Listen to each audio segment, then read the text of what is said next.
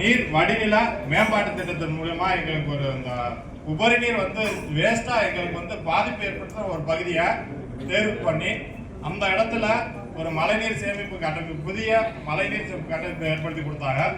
அது மூலியமா நாங்க வந்து தேசிய அளவு விருதுக்கு அளவுக்கு போனா இன்னைக்கு வந்து உலக உணவு அமைப்பு FAOல அடுத்த விருதுக்கு நாங்க பரிந்துரையில் இருக்கிறது இந்த அரங்கில் தெரிவிச்சிருக்கு.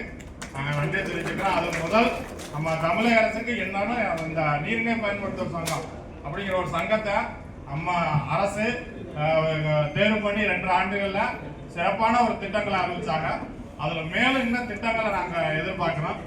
அது முதல் திட்டமா இந்த வாட்டர் மேனேஜ்மெண்ட் இந்த 2030ங்கிறத இலக்கு வைக்காம அடுத்த 5 ஆண்டு திட்டத்துல நீர் மேலாண்மையில AI தொழில்நுட்பம். ஏன்னா இப்ப கண்மாய் ஏரிகள்ல 2000-3000 ஆண்டுகளமா வள்ளுவர் காலத்துல இருந்தே நம்ம தண்ணியை வந்து வாய்க்கா வழியே பாய்ச்சோம்.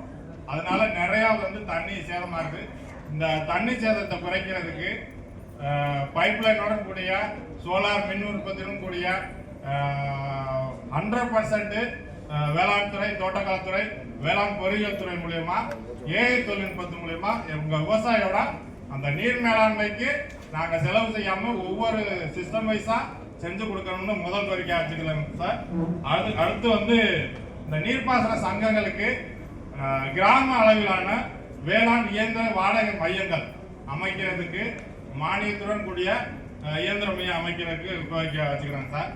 அடுத்து வந்து இந்த உள்நாட்டு மீன்வளம் இதை அதிகப்படுத்த சிறப்பு திட்டங்களை நமது மாவட்டத்துக்கு ஏற்படுத்தணும். ஏன்னா மற்ற துறைகள்லாம் மானியம் இல்லாம செயல்படலாம். ஆனா மீன்வளத்துறையில மட்டும்தான் மானியம் இருந்தால்தான் நம்ம மாவட்டத்தில் செயல்படுறாப்புல ஒரு சூழ்நிலை இருக்கு.